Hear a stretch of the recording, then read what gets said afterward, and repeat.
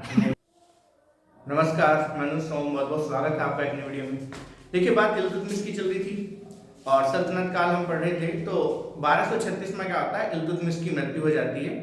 इल्तुतमिश अपना जो उत्तराधिकारी सबसे पहले नियुक्त करता है अपने बड़े लड़के नसरुद्दीन को, लेकिन 1229 में उसकी मृत्यु हो जाने के बाद वो अपनी लड़की यानी कि रजिया को उत्तराधिकारी नियुक्त करता है। लेकिन होता यह है कि इल्तुतमिश की एक वाइफ थी शाह तुर्कान और अन्य षड्यंत्रकारी मिलकर रजिया को गद्दी पर न बैठा के रुकनुद्दीन फिरोज को गद्दी पर बैठाते हैं। और रुकनुद्दीन फिरोज जो है ये मात्र 6 या 7 माह तक शासन कर पाता है। देखिए यहाँ भी क्या है, अलग अलग बुकों में अलग अलग लिखा हुआ है। कुछ किताबों में लिखा है कि 7 माह 28 दिन तक शासन किया है। तो जनरली ये क्वेश्चन वैसे तो अभी तक एग्जाम में नहीं आया है, लेकिन फिर भी अगर आप नोट करना चाहें तो 7 माह 28 दिन तक जो है रुकनुद्दीन फिरोज ने शासन किया। इसी समय का एक इतिहासकार है जिसका नाम है मिन्हाज, पूरा नाम है इसका मिन्हाजुद्दीन सिराज। तो मिन्हाजुद्दीन सिराज जो है रुकनुद्दीन फिरोज के विषय में लिखता है कि रुकनुद्दीन एक विलास प्रेमी जीव है। उसने लिखा है कि मस्खरे और जोकर जो है इसके सहयोगी बन गए थे। और शासन में रुकनुद्दीन फिरोज के जो पीछे से मुख्य भूमिका निभा रही है ये है शाह तुर्कान के विषय में कहा गया है कि ये इल्तुतमिश की जो है दूसरी पत्नी थी और इल्तुतमिश ने इसे शाह बेगम का दर्जा दिया था। ये एक तुर्की महिला है जो दासी थी।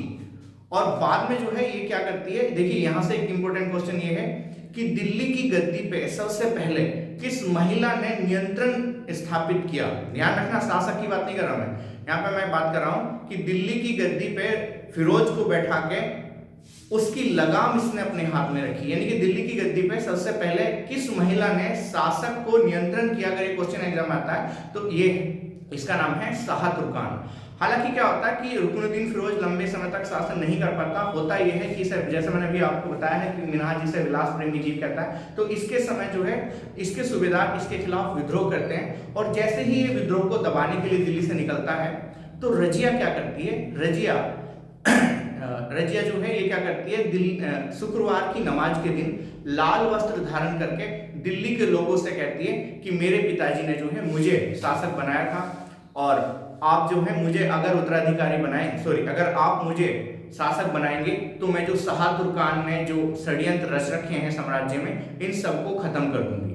तो ये जो है रजिया ने कहा। और एक चीज यहाँ आप याद रखेंगे कि इस समय यानी कि इल्तुतमिश के समय क्या था, लाल वस्त्र धारण करना न्याय का प्रतीक माना जाता था। तो रजिया जो है शुक्रवार के दिन लाल वस्त्र धारण करके दिल्ली की जनता से रूबरू होती है और इसके बाद ये जो है दिल्ली की जनता के द्वारा गद्दी पर बैठाई जाती है। अब रजिया का जो शासनकाल है ये 1236 से 1240 तक चला। लेकिन अगर मैं इसके एक सटीक टाइम पीरियड की बात करूं तो रजिया ने 3 साल 6 माह और 6 दिन तक शासन किया था।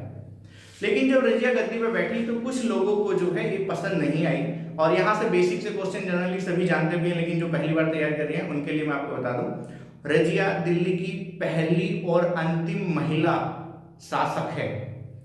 दिल्ली की पहली और अंतिम महिला मुस्लिम शासक, ये आप याद रखेंगे। अब रजिया जब गद्दी पर बैठती है तो यहाँ पे क्या होता है, यहाँ पे उसके खिलाफ षड्यंत्र रचे जाते हैं। अब ये षड्यंत्र कितने रचे थे, हुआ ये था, देखिए इल्तुतमिश ने क्या किया था, इल्तुतमिश ने अपने विरोधियों से निपटने के लिए एक संगठन बनाया था जिसका नाम था चालीसा।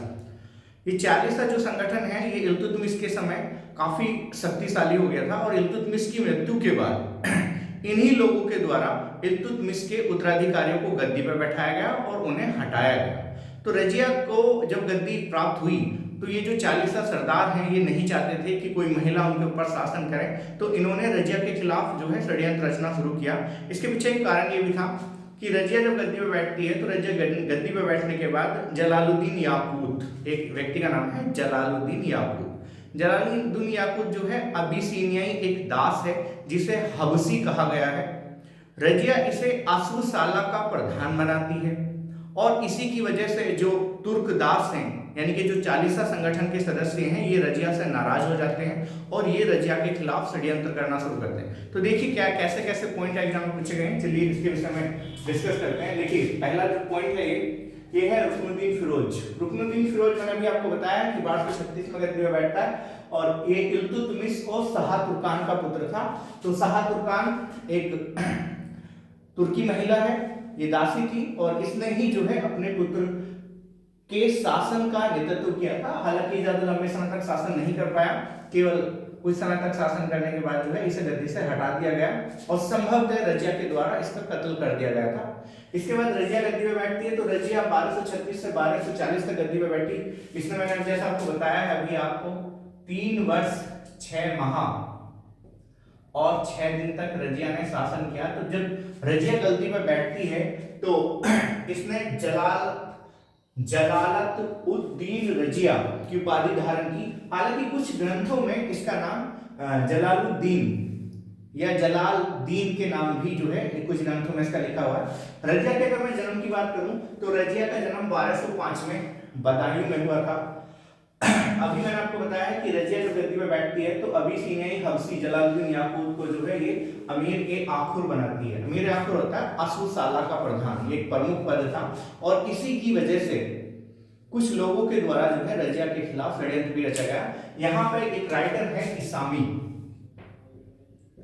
इसामी क्या कहता है? इसामी कहता है कि याकूत और रजिया के बीच में जो है प्रेम संबंध थे। हालांकि ये प्रेम संबंध थे या नहीं थे इसके विषय में मैं नहीं कह सकता। हालांकि समकालीन इतिहासकार मिन्हाज इस चीज को नकारता है, लेकिन इसामी इस पर आरोप लगाता है। कारण यह है कि इसामी नहीं चाहता कि कोई महिला शासक बने। इसामी ने लिखा भी है कि महिलाओं को चरखा चलाना चाहिए, शासक बनने के लिए जो है ये अयोग्य होती है। तो संभवतः चिढ़ने के बाद इसामी ने ऐसा कुछ कहा हो, चाहे जो भी है। इसके बाद अगर मैं बात करूं तो रजिया जब गद्दी पर बैठती है तो बदायूं, मुल्तान, हासी, लाहौर के जो गवर्नर हैं या जो सूबेदार हैं ये इसके विरोधी हैं। प्रमुख विरोधियों में रजिया के ऐतगीन था। ऐतगीन बदायूं का सूबेदार था और ऐतगीन को जब रजिया गद्दी में बैठी तो ऐतगीन को खुश करने के लिए रजिया ने एक पद दिया इसे, जिसका नाम है अमीर-ए-हाजिब।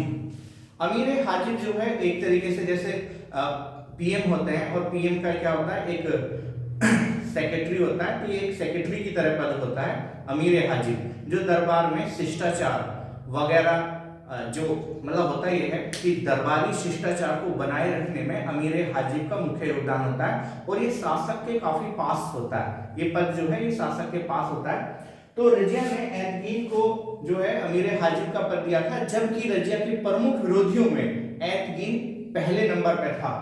इसके बाद रजिया ने अल्तुनिया, एक और सूबेदार है, अल्तुनिया को भटिंडा का सूबेदार बनाया।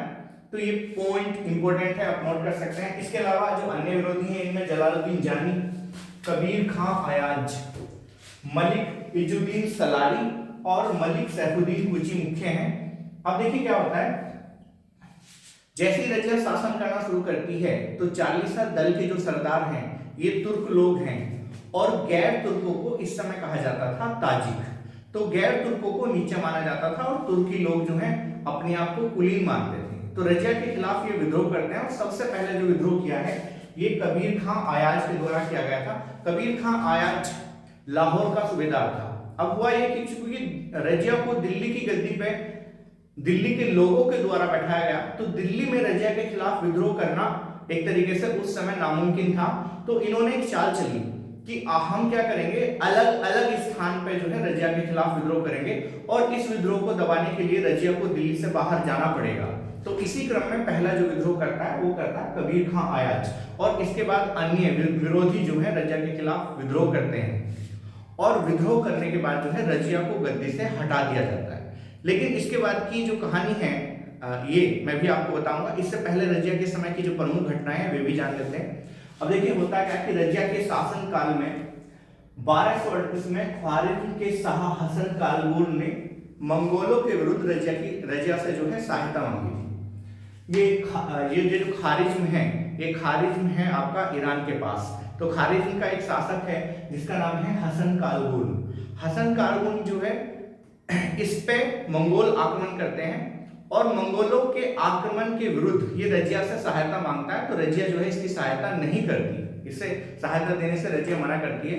लेकिन सैनिक सहायता नहीं करती, अभी आप याद रखेंगे, रजिया जो है इसकी सैनिक सहायता नहीं करती, लेकिन इसे आर्थिक रूप से सहायता प्रदान करती है। और बदायूं की जो इक्तेदारी है, बदायूं जो बरन इस समय क्या कहता है, बुलंदशहर की इक्तेदारी ये प्रदान करती है किसे, हसन कालगुण को। अब इसके बाद की अगर मैं बात करूं तो ये रजिया के समय की प्रमुख घटना थी। वैसे तो ज्यादा लंबे समय तक शासन नहीं किया इसने। अब हुआ क्या कि कबीर खां आयाज के बाद जो है अगला विद्रोह जो रजिया के खिलाफ किया है अल्तुनिया ने किया। अल्तुनिया ने क्या किया, रजिया के भाई बहराम शाह को गद्दी पे बैठाया। अल्तुनिया मैंने भी आपको बताया है भटिंडा का जो है ये सूबेदार है और ये भी मुख्य षड्यंत्रकारियों में है। तो हुआ क्या कि रजिया जो है, जब रजिया के खिलाफ षड्यंत्रकारियों ने विद्रोह किया और विद्रोह को दबाने के लिए रजिया जैसे ही बाहर निकली तो रजिया को जो है गिरफ्तार कर लिया जाता है। और गिरफ्तार करने के बाद रजिया का जो भाई है इसका नाम है बहराम शाह, इसे गद्दी पर बैठाया जाता है। लेकिन रजिया एक चालाक महिला है। रजिया ने क्या काम किया, अल्तुनिया ये व्यक्ति है, अल्तुनिया को अपनी ओर मिलाया और इससे शादी की। और शादी करने के बाद जो है ये दोबारा गद्दी प्राप्त करने का प्रयास करती है, लेकिन कैथल के निकट कुछ लोगों के द्वारा इसकी हत्या कर दी जाती है और इसके बाद जो है बहराम शाह को गद्दी पर बैठाया जाता है। तो यहाँ पे जो है ये कहा जाता है कि 1240 में लुटेरे या फिर डाकुओं के द्वारा रजिया की हत्या की गई थी। और तभी से एक कहावत प्रचलित हुई कि रजिया फंस गई गुंडों में। तो सल्तनत काल की जो बहुत सारी कहावतें हैं जो आज हमारे समाज में प्रचलित हैं, ये उस समय की कहावत है। जनरली लोग आज बोलते हैं कि रजिया फंस गई गुंडों में, लेकिन जानते नहीं कि ऐसा हुआ क्या था। हुआ असल में था कि 1240 में कुछ डाकुओं के द्वारा रजिया को घेर लिया गया और इसकी फिर जो है हत्या कर दी गई थी। अब रजिया के समय क्या हुआ, ईसामी ने भी आपको बताया है, ईसामी ने क्या लिखा है कि रजिया जो है, रजिया को क्या करना चाहिए, चरखा चलाना चाहिए। रजिया ने बलवन को अमीर ए शिकार का पद दिया था। यहाँ से जो है आगे जब हम बलवन के विषय में पढ़ेंगे तो एक लाइन आएगी, तो यहाँ पर रजिया क्या करती है, रजिया बलवन को अमीर ए शिकार का पद देती है। रजिया ने मुहैजब उद्दीन को अपना वजीर बनाया था। तो आज का टॉपिक ये रजिया था। बहुत बहुत धन्यवाद।